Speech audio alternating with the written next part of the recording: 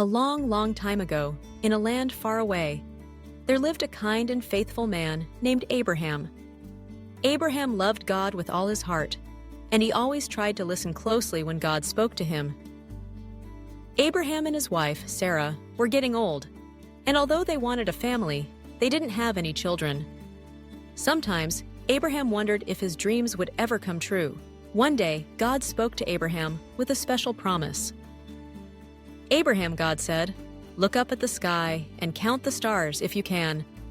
That's how many children, grandchildren, and great-grandchildren you will have. I will make your family into a great nation, and I will bless you. Through you, I will bless the whole world." Abraham listened carefully, but he was surprised. How could this be? He and Sarah were already very old, and they had no children at all. But Abraham trusted God, even though he didn't know how God's promise would come true.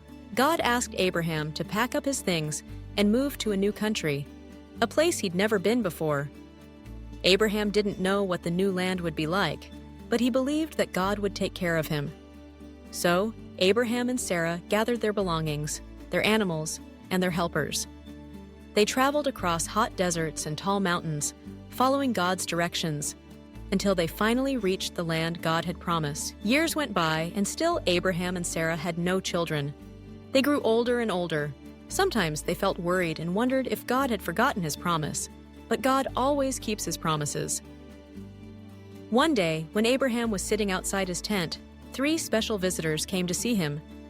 They told Abraham, "Next year, Sarah will have a baby boy." Sarah heard them and laughed, because she was very old. She thought, "How can I have a baby now?" But God can do amazing things.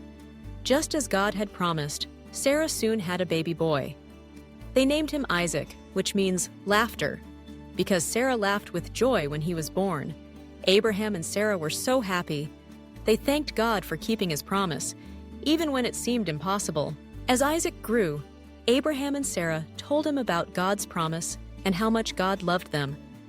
Isaac would grow up to have children of his own, and his children would have children too. This big family would become the nation of Israel, just as God had said.